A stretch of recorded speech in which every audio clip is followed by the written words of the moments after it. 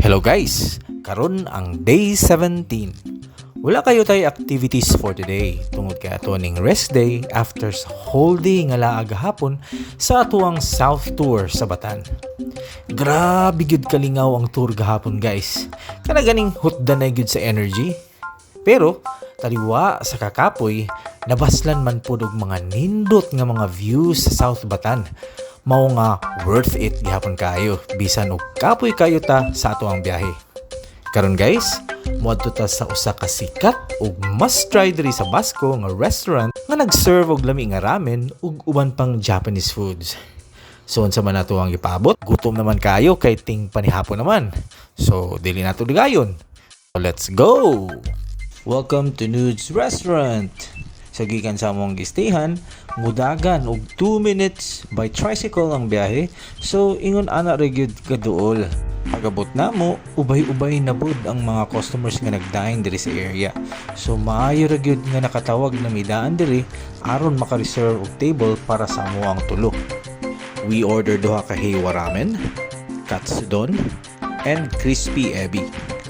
Ang katsudon guys, usa na siya ka bowl of rice topped with deep fried pork cutlet simmered in savory sweet sauce.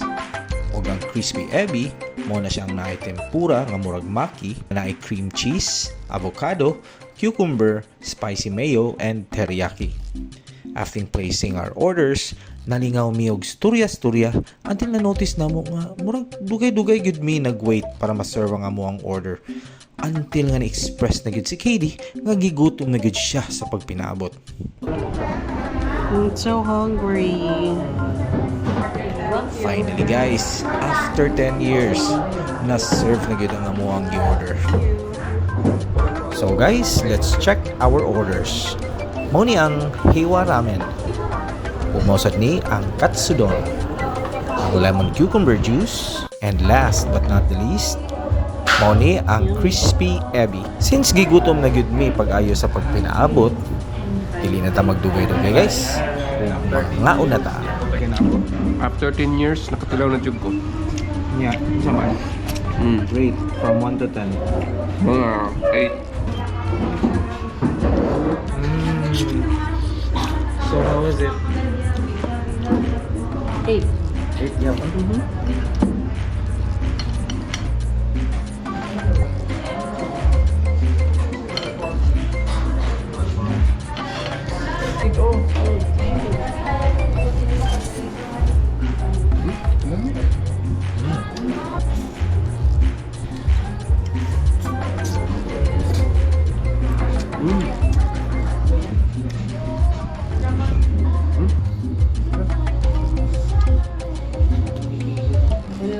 Kanaray mo?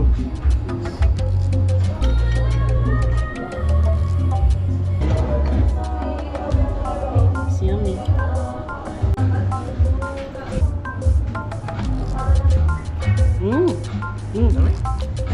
Very yummy. Kala sa hindi ko blanda. Kami siya.